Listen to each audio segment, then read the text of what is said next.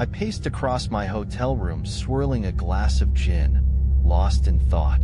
Tomorrow I had a meeting with the Louisiana Bank to view the old school that Robert Jennings had looked into. When I told them I was interested in buying the place, they were a little surprised. And when I heard there was next to no interest in the place, I was surprised as well. The house, albeit dilapidated and in need of repair, was beautiful. The woman I spoke with on the phone informed me that the school had become somewhat of a local spook story for the townspeople. It was shut down when the funding ran out, and a lot of the students and their families were really upset with how the local government had chosen to send them elsewhere rather than provide additional funds. After that it went on the market, but I guess no one felt quite right about taking something that had done such good for those children. Fast forward a few bad storms and no maintenance later, and the place had become a paranormal attraction, although no real activity had ever been documented there. I took a long sip of gin and gulped it down. I couldn't believe how accustomed to this shit I've become. While I wasn't much of a drinker before, I had always had a taste for whiskey. Now this is all I can drink. The hotel room I was staying in was dark and musty. My bank account was starting to run low now that I've been living without income for more than 2 months, and I couldn't afford to spend lavishly. I thought about writing some prescriptions and selling them, but I just couldn't bring myself to do it. While the money would be great to have, I refused to turn my back on who I used to be. Who knows? Maybe this school will offer some new information I could use to possibly kill UBLOO. Kill? I shook my head. It's a fucking voodoo curse. How do you even kill something like that? I put my hands against my dresser and leaned forward over my glass of gin, watching the ice cubes bobble and clink against the sides. Doctor. It came from behind me. I spun around so fast I nearly fell, and my eyes had to adjust to the rapid movement. Before me, someone was beginning to come into view. It was Andrew. We stood there and stared at each other. He had on a plain black shirt and jeans. His hair was messy and tangled, and his once familiar bright green eyes were replaced by balls of pure white. Doctor, why are you here? He spoke again. My words caught in my throat, but finally I managed to push them out. I'm trying to find a way out, Andrew. I'm trying to beat it. I'm trying to beat UBLOO. Andrew slowly shook his head at this. You can't beat UBLOO, Doctor. You can't. He said. UBLOO is always there, always waiting, always watching. We stood in silence, my stomach churning in depression and nervousness. Well, I have to try, Andrew. I finally spoke. I have to try, because I can't let this happen to someone else. I just can't. And then I saw it. It slunk out of the shadows behind Andrew with slow, almost clumsy movements. Its skin was slick and gray, pulled taut against his body, and I saw every bone and muscle twitch and move as it hobbled over on its 6 long legs. It had to be at least 6 feet tall, probably more, and this was hunched down on its knees. Its big round head and those deep black eyes stared right into me. While it had no pupils, I could tell it was watching my every move, examining me. The long trunk that dangled from its head swayed back and forth as it walked, as if it hung limp. It stopped just behind Andrew as he began to speak again. It will happen to someone else, Doctor. His white eyes staring right at me. There is only one way out now. UBLOO's trunk reached up and pressed itself to Andrew's ear. I then saw its long, thin black tongue emerge from Andrew's nose, and he let out a shrill scream. I covered my ears with my hands and slumped down against the dresser. No. Stop it, I screamed, but to no avail. Andrew's flesh began sloughing off his bones in sloppy chunks, dripping like candle wax and exposing his skeleton and muscle tissue. He continued screaming as his body turned to a soupy pile at his feet. I watched as his face melted and revealed his jawbone, and then I heard a sharp twang and saw his jaw muscle snap, and the bone fall crooked at an angle, all the while screaming in agony. Please, I can't. I just can't anymore. End this, please. And with that, Andrew stopped, His jaw still hung open. He was nothing but a half-skeleton now, with bits of meat and entrails caught between his bones that hadn't made it to the floor. He was frozen, and then his head snapped and turned to look at me, and the balls of white rolled from the back of his head to reveal those bright green horrible eyes. Behind him UBLOO watched all the while. "The end is the beginning, Doctor." And then his skeleton shattered and his remains fell to the floor in the mound of flesh and bile he left behind, and UBLOO's trunk fell and dangled below his head, and I heard him say it. "UBLOO." My legs were tangled in my bedsheets like knotted wood. I laid in a pool of cold sweat, panting, staring up at the dark ceiling as the outline of a cold light fixture came into focus. I laid there panting for a while. Once I had caught my breath, I stood up and walked over to my dresser and opened one of the drawers. Inside lay a pill bottle, and beside that lay a revolver. While I still held on hope of finding a way to rid myself of this curse, a small rational part of me remained that there might truly only be one way out of this whole thing. I pulled out a full bottle of Adderall and popped 3 into my mouth. I grabbed an almost empty bottle of gin and downed the rest of it. I turned and looked around the room. Nothing. I flicked the light on and checked my watch. 4:37 Uhr nachts. It was time to pack. I made it to the bank just after 7 a.m. It wouldn't be open for another hour or so. So I pulled out one of the many pints of gin I now kept in my car and emptied some of its contents into my coffee. The first sip burnt my tongue, but I just didn't fucking care anymore. There are worse things than a burnt mouth. I kept thinking about what Andrew said, if it was Andrew. Could it have been the UBLOO speaking to me? It made no sense. If it can tell me to wake up every damn time, why would it want to fabricate a vision of Andrew to talk to me? Hearing that thing talk would be much more freaky, in my opinion. I met the woman who was to show me the school at the door. Her name was Linda. She was middle-aged with brown hair and freckles, and had a brilliantly white smile. I took the time to really clean up my appearance for this meeting. If I was going to look like someone buying this house and squeeze information out of her, I'd have to play the part. My hair was neatly combed and I trimmed down and cleaned up my haggard-looking beard. I put on some of my old work clothes that I ironed the night before and even put a spritz of cologne on. Truth be told, it felt good to dress myself up a bit. We took her car to the school, which was only a few blocks from the bank. When we pulled up, I got an eerie feeling in stomach, the way you feel when you see someone you've only seen in pictures before. I felt like I knew this place already with the amount of studying I had done on it. Now, it may not look like much now, but this used to be a real beauty, I tell ya, she said as she walked up to the big iron gate. She pulled a key ring from her purse with 3 keys on it and fumbled through them. I watched her carefully. There were 2 gold keys and 1 silver one. She settled on the silver one and slipped it into the gate's lock. I looked up at the fence and inspected the sharp pikes at the top. It wouldn't be ideal to climb over, but if done carefully, it was certainly doable. The yard is a little overgrown right now. We usually send someone out to mow it once every few months, and to check in on the place, make sure no one has been messing with it. We walked up the walkway and ascended the front steps. They creaked under our feet as we made our way to the door. From the same key ring, she gripped one of the golden keys and slipped it into the lock. The door opened inward, and she began heading in. So, here we have the foyer, and as you can see, there's an old open floor with high ceilings, which is all the rage nowadays. She said as she shut the door behind me. The house truly was beautiful, and I can understand why it was easy for Robert to play the acquisition off as a good investment.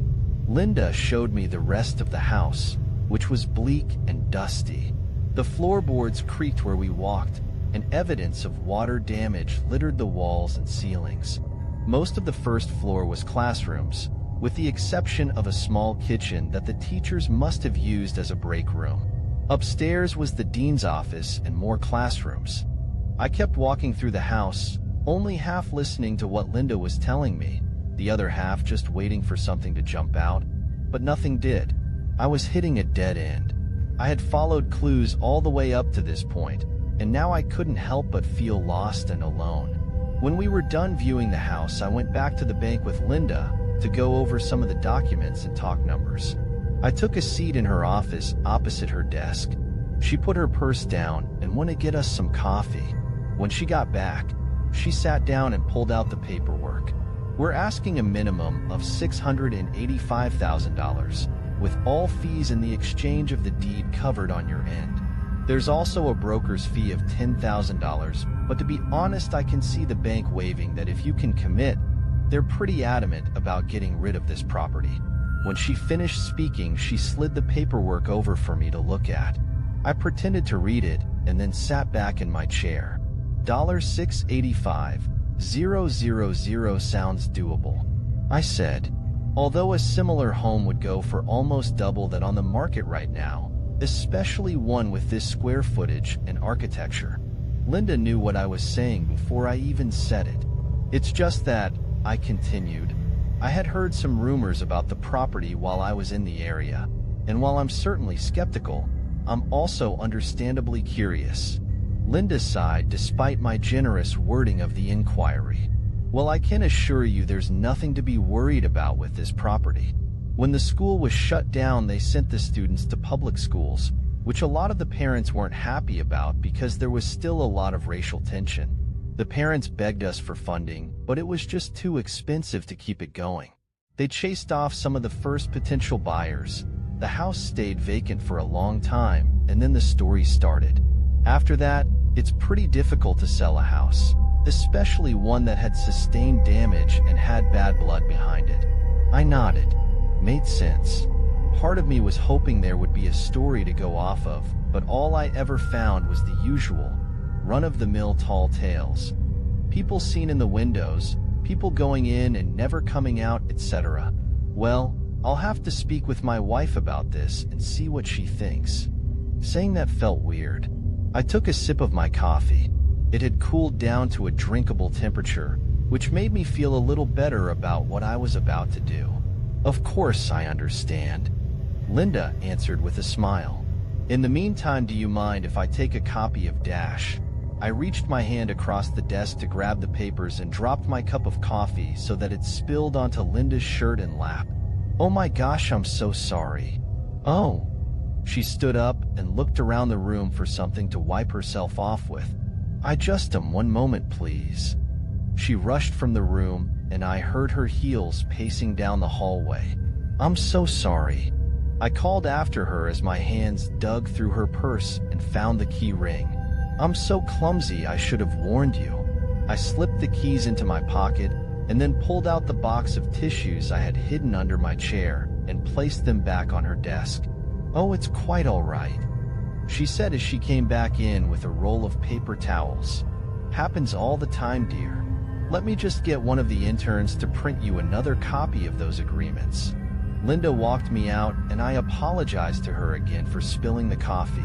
She said she hoped to hear from me soon. I waved to her from my car and couldn't help but chuckle as I pulled away at the sight of her standing there with a big coffee stain on her blouse. Once I had gotten back to my hotel room, I poured myself a glass of gin and sat on my bed. I threw 2 more Adderall in my mouth and swallowed. I'll go to the house around 2 a.m. I'll have to remember to bring the flashlight and some tools, just in case I grab the wrong keys. While highly unlikely, it was unlike me to ever leave myself room for error. I started packing a duffel bag, flashlight, hammer, wrench, screwdriver, crowbar. I walked over to my dresser and pulled out a ski mask. I felt something heavy underneath it move and looked down at my revolver. I stood there staring at it and was jolted back to reality when my phone rang. I pulled it out and read the caller ID. It was Eli. I hesitated a moment and then answered the call. Eli, how are you? I'm fine, doctor. Yourself? He said with that charming southern twang. Been better, you know. I trailed off. How can I help you? Well, doctor, I've done some researching on that, you know. And I said back. UBLOO was nothing new to me, so I was less inclined to tiptoe around the issue than he was. Well, I couldn't find anything else about Dialabu Umba, specifically, but I did find something similar. It was in some other tribe's history. My ears perked up and I felt my stomach flutter. Go on. Well, it says here, a member of this tribe was afflicted with terrible nightmares. They found him dead one morning in his hut, and the person that found him started getting the nightmares. Sounds promising, I said, trying to hide the excitement from my voice. Well, this went on a few times before the tribe caught on, but unlike other tribes, they didn't banish the one with the dreams. Instead, they assigned him a UBLOO. UBLOO? Yes, doctor. That's Old Co for the waker. The UBLOO would sit with the person afflicted and wake him if he started to have nightmares by shaking them and yelling UBLOO. My stomach dropped. This was getting eerie and started to hit me a little too close to home. Did it help? Well, it says it did, for a little. But then the tribe member started reporting that he was seeing the monster while he was awake. No one believed him. And then one day they found him off when he was supposed to be gathering water with his wrists slit. Somehow this didn't surprise me. Well, then what? The tribe's elder commissioned that he would be the UBLOO for the man who found the previous cursed tribe member and never left his side. Until one night, when the man was woke from his nightmare, he wrestled a knife away from the elder and killed himself before him. Fuck. Are you sitting down, doctor? Yeah, why? Because you're not going to like this next part. It says that the elder wanted to rid his tribe of the curse, and that anyone who finds him dead will inherit it from him. So, my heart was racing. So he asked that his tribe bring him somewhere that no one would ever find his body. Silence from both of us. Where? They buried him, doctor, alive. I felt sick to my stomach instantly. Jesus, Eli. I know, doctor. Now this is where the trail runs cold. I had found minor reports of nightmares elsewhere in history texts, but nothing after this. So I read into the art of voodoo. I learned that once a curse has been placed, the spirit will hunt until it has claimed everything it was promised. This is the only way to rid a curse, so I haven't figured out how burying the elder alive could stop it. I choked back nausea and tears. Well, is there any way to summon it again once it hits a dead end like that? I mean, there has to be some reason it's back. Yes, well, a curse can always be revitalized if it's summoned again, but even still, it will only hunger for what it was promised, and whoever summoned it would need to know the exact ritual performed. You see, certain components are required for voodoo. The witch doctor who summoned UBLOO cited using elephant tusks, snakes, and many other things, as well as the remains of his whole tribe. And the book you gave me was all I ever found from the Benuma tribe. Before that, everyone assumed they never even existed. My head was spinning from all this new information. Alright, well, I don't plan on calling it quits yet, Eli. And if burying me alive won't even kill this thing for good, I'd hope to exhaust all my possibilities before even considering that. I understand, doctor. I'm sorry I had to tell you this. It's alright, Eli. Any information is good information. I hesitated, and then asked the question that hung between the both of us. Would you bury me if we had to, Eli? The pause was long, but finally, I heard that old southern voice speak again, smooth as water. If we had to, doctor, I would. I reached the school at almost exactly 2 a.m. I pulled the duffel bag from the back seat and put it in my lap. I exhaled deeply and then opened the car door. The night air was still and damp. I had parked a considerable distance from the school, so I slung the bag over my shoulder and started the long walk to the gate. As I walked, I couldn't help but think about what Eli had told me. About the elder, the UBLOOs, everything. How is it that UBLOO says UBLOO? Why would it tell me to wake up in the absence of someone else? I walked a bit further, and then it hit me. I stopped dead in my tracks. What if it isn't the one saying UBLOO? What if it's something else? Some other spirit trying to help me? Trying to stop the worst from happening? It made sense. It made just enough sense. That's why I wake up from the dream, why I always hear it just before.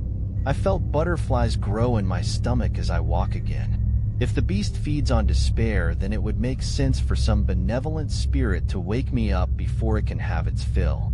My mind was racing with this new information, and for the first time in a long while, I finally felt a tiny spark of hope. By the time I reached the gate, my shoulder was beginning to ache from carrying the duffel bag. I reached into my pocket and found the bottle of Adderall. I took another one, just to be safe. I put it back in my pocket and pulled out the keys. I held my breath, stuck the silver key in the lock. It turned. Finally, things were starting to go my way again. I opened the gate softly and slipped inside. I ducked down and silently ran up the walkway to the door. I slipped the gold key in, opened it, and slipped inside without making a sound. I shut the door behind me and was surrounded by pitch black. I unzipped the duffel bag and fumbled around blindly until my hand found the flashlight. I pulled it out and turned it on. I shined it around the first room, half expecting to see something there. Too many horror movies as a kid, I guess. I chuckled and then began making my way through the house. Again, I didn't know what I was looking for when I was searching the house, but somehow I felt I would know when I saw it. I started upstairs and went through the office and classrooms. I knocked on the walls, trying to hear if there were any false passages or things behind them. I scanned the rooms and then moved back downstairs. I went through the classrooms and then the kitchen and then the classrooms again. After an hour or two of searching the house, I squatted down on my heels and let out a sigh. I was going to have to come back another night and try again. Fuck. The funny thing was, this building wasn't too much unlike the one I lived in back in Stoneham, Massachusetts. I got up and walked over to the walls and rubbed some of the grime off. Same color paint, or was it looked like? Same setup, same hardwood floors. There was just something about carpets that I couldn't stand. Probably because I hated to vacuum. Then I saw it. One floorboard, a slight shade lighter than the rest. I walked over and shined my light down onto it. While it was the same, what it looked lighter, the finish a little more pronounced. It looked newer. I dropped the duffel bag and pulled out the hammer and crowbar. I pried up the nails on one end and then pried the whole board back until it snapped in half. I had about 3 inches to see through. I tried shining my light into the hole it left, but I couldn't see enough. I went mad with excitement, ripping the boards up using the open space as leverage. I pulled another 2 back and then shined my light through again. What I saw almost made me sick. There were bones on the ground beneath the floor. It's not uncommon for Louisiana houses to be built a few feet off the ground, as to avoid flooding, although this one was considerably far from any bodies of water. There was about a foot or two of space and then dirt, which was absolutely littered with charred bones and ash. I searched around that patch of the floor frantically with my flashlight, and then I saw it. Faded, but still there, was a large circle around the pile of bones and ash, with symbols that I recognized almost instantly. It was Ancient Co. I sat there frozen, staring at the horrific inscriptions when I saw a piece of paper off to the side. I reached down through the floorboards and just with the tip of my fingers grasped it and pulled it up. I opened the note and read it. I asked you how you sleep at night. Now I've got my answer. Signed at the bottom, Mania Guthrie. I sat back on my heels bewildered. Mania Guthrie. I said to myself as I welled up with anger. She must have somehow summoned UBLOO back with this ritual and sent him after someone responsible for closing the school. My eyes welled up with tears of anger and frustration. But why? Why is the monster still searching? If it killed the tribe, then why would it still be out there? And then it hit me. The witch doctor wrote that his wife was pregnant when she was murdered, and that he burned his entire tribe to summon the monster. But what if it wasn't his entire tribe?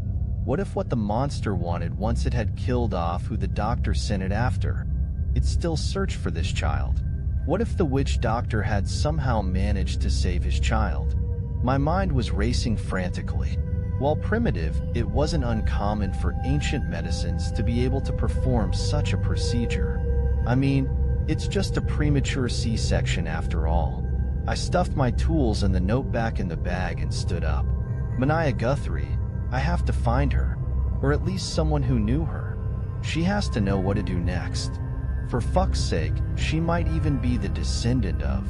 The floorboard behind me creaked and I froze in horror at the sound. I spun around and shined my light and screamed. There in the darkness, illuminated by just a beam of light, stood UBLOO. It watched me with those cold black eyes and stared as I shook in fear. I need to wake up. Fuck, I need to wake up. I watched as it slowly began to crawl towards me, the bones of its body visible with every movement under that smooth gray skin. And then I realized, never in a dream had I known I was asleep. The panic set in like a fever. The tribesmen who saw UBLOO when they were awake, the way Andrew died propped against the wall facing the door. My heart was pounding out of my chest. It wasn't some benevolent spirit trying to wake me up. How could I be so fucking stupid? It was UBLOO. All along it was UBLOO, telling me to wake up every time, making me feel safe at the last moment so that this time I would realize there is no waking up. There is no escape anymore. UBLOO stopped, tilted its head ever so slightly, and then galloped hard towards me. I screamed and turned and ran. I ran out the classroom door and into the hall. Halfway down the hall I saw a door and heard UBLOO crash into a wall behind me, chasing me. It was gaining on me and fast. I spilled out of the door and found myself in another classroom. I ran and searched frantically, finding another doorway. I turned a few feet before it and pulled the revolver from the back of my waistband. I shined my flashlight at where I had just came in and saw the door frame crash inwards as UBLOO came barreling through it. I fired 3 shots and saw its body flinch. Where the bullets had hit it, there appeared small holes of black. It didn't bleed, and I watched in horror as the holes simply closed up. I ran through the doorway near me into the middle of the room and searched around with my light. No way out. I felt my heart pound harder as I realized this. I flashed the light around more, and then I realized in horror that there were no windows either. No. Fuck, F-U-C-K. I heard UBLOO approaching the door from the other room. I ran to the corner and turned to face it. Slowly I saw the trunk reach around the door frame, and then its head poked in, those big black horrible eyes staring at me, trapped in the corner like a rat. I clutched the handle of the revolver tightly and slumped down against the wall into the corner. This is the end. This is the end of Thomas Obion, the genius Dr. Obion who was entrusted with saving Andrew Jennings all those days ago. I began to cry. The end is the beginning, I said to myself as I cried. UBLOO entered and was slowly crawling his way across the room to where I sat. The end is the beginning. What a stupid fucking way to say it. I shook my head and tears fell into my lap. I could hear UBLOO getting closer now. I'm just going to become another fucking clue. I thought to myself as I sat there, crying like a baby, and to think I actually hoped to. And then I realized it all, the dark, horrible, twisted sickness of it all. The monster doesn't feed on our despair, our sadness. It feeds on our hope. It keeps us alive just long enough to think we can make it, and then it takes us. The floorboards around me creaked from UBLOO's weight as it got closer. The hope Robert felt when he found the book, Andrew's hope when I gave him the cyproheptadine, my hope when I found the ritual and note beneath the floor and thought there may be a benevolent spirit. But most of all, the hope that when he finally came for us, we'd wake up. I began to cry harder as it all made sense. It's the perfect curse, one that gets stronger the more you think you can beat it. The end is the beginning after all. The end of my life is the beginning of its hunger for someone new to curse. I opened my eyes and stared up at UBLOO. His head was just over a foot from where I sat. It knew. Somehow it knew it was about to take what it came for. I should have let him bury me. I cried as I raised the revolver. I placed the cold, heavy metal in my mouth and felt my teeth hit the barrel as I sobbed. I opened my eyes just long enough to see its trunk reaching forward, to see my pitiful reflection in those dark, empty eyes, to feel the trigger move beneath my finger, and a burst of light to fill that dark and lonely room. The last echo of a thought that some poor soul would find me here.